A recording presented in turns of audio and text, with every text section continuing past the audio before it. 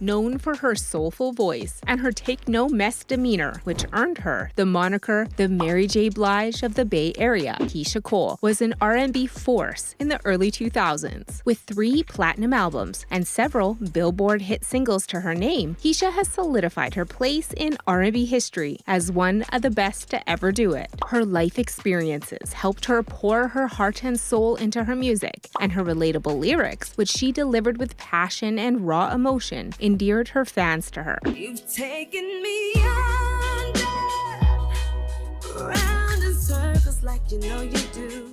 Her debut album, The Way It Is, was released in June of 2005 and debuted at number 6 on the US Billboard 200, with over 89,000 copies sold in the first week. After that came Just Like You in 2007, which debuted at number 2 on the US Billboard 200 chart, selling 281,000 copies in its first week, and is her best-selling album to date, with over 1.7 million copies sold in the US alone. Her third album, A Different Me, was released a year later, and it also debuted at number 2 on Billboard 200, selling over 322,000 copies in the first week of release. All 3 of these albums would go on to be certified platinum by the RIAA. You just play me for the last time. I'm done fucking with you. Despite her first few albums making huge waves like most artists, her subsequent albums didn't quite live up to her earlier trend. But Keyshia's no stranger to setbacks and disappointment. She's been there, scaled through it, and has used those hard times as fuel for a better future. Born October 15th, 1981 in Oakland, California, Keyshia was given up for adoption at the age of 2 by her mother, Frankie, who was dealing with a serious drug addiction at the time. Named Keyshia MYESHIA Johnson at birth, Keyshia took the last name of her adoptive parents, YVONNE and Leon Cole, who were also family friends. Her biological father was a mystery throughout her childhood, and it wasn't until she was 34 years old that she would finally learn through a series of DNA tests that her biological father was none other than the renowned boxing trainer Virgil Hunter. Growing up in Oakland, Keyshia always had a passion for music, a passion that sparked into flames and gained traction thanks to her relationship with fellow Bay Area mentor, friend, and 1990s worldwide superstar MC Hammer. During a live Q&A session on Steve Harvey's morning show, Keyshia said, "I love Hammer. Like, I met Hammer from actually where I'm from, in the Bay Area. So when he lived in Fremont, I used to,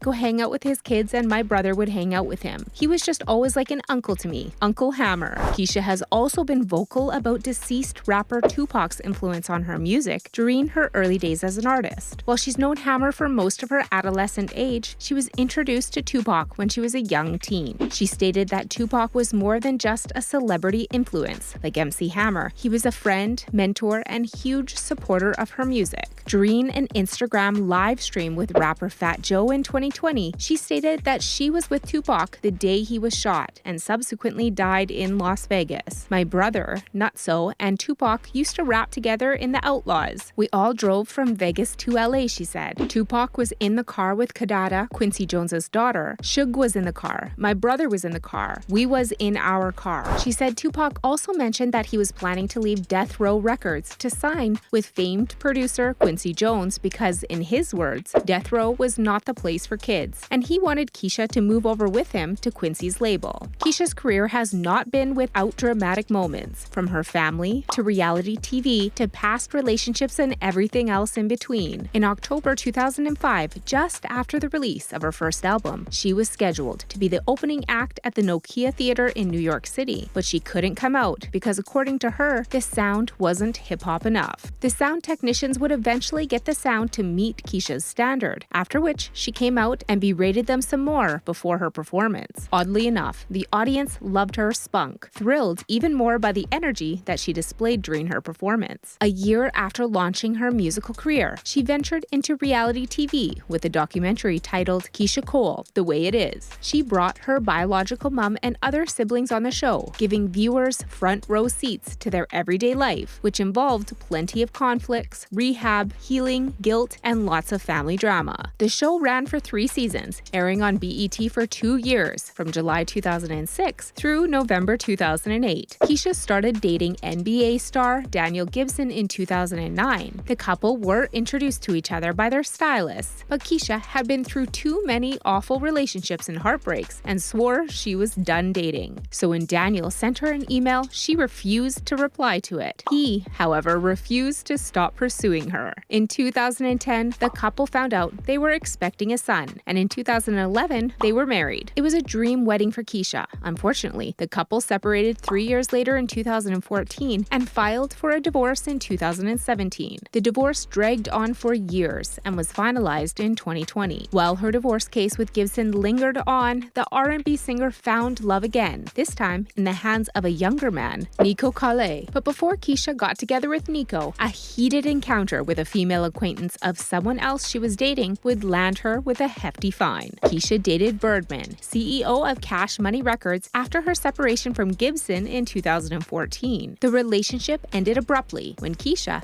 decided to pay her beau a surprise visit and found BIRDMAN in the company of another woman. According to the police report, Keyshia attacked the woman. The victim sued for assault, demanding $4 million in compensation, and when Keyshia refused to show up in court, the victim was awarded the $100,000 settlement. Then came Nico, and he seemed like the one that was meant to be. Nico was different, perhaps because he was younger, but Keyshia was happy, at least until the couple separated 3 years later. There was no formal announcement. The couple simply deleted each other's pictures on Instagram, and their fans got the message. Nico would later confirm the breakup in reply to a fan's comment. Having met dead ends on the love front, Keyshia decided to fall back and focus her attention on her family. Still thrilled from the fact that she finally knew who her father was, she embraced both biological parents with open arms, trying to work past the mistakes of the past. It was a tough feat. Her mother, Frankie, was still struggling with her addictions, and on one episode of Keyshia Cole, My New Life, she made a blunt and brutally honest remark about her mortality. An upset Keyshia called her mom aside to talk to her about how her words made her feel. According to Keyshia, she didn't want her mother to feel like she was all alone in the world. 2 years later, on July 18, 2021, Frankie died at the age of 61 from a drug overdose. 4 short months later, another tragedy occurred when Keyshia's adoptive father, Leon Cole, passed away from complications from COVID-19. To say that Keyshia Cole has been through a lot in both her personal and professional life would definitely be an understatement, especially doing so under the microscope of the public eye that can be downright hateful, judgmental, and unforgiving. So on that note, and in the words of the gospel group, the William Brothers, we'd like to say on Keyshia's behalf, sweep around your own front door before you try to sweep around mine. Thanks for watching, folks, and please do us a favor before you go and tap the like and subscribe buttons so we can continue to bring you more amazing content. Keyshia is currently touring the country, performing at various festivals and concerts.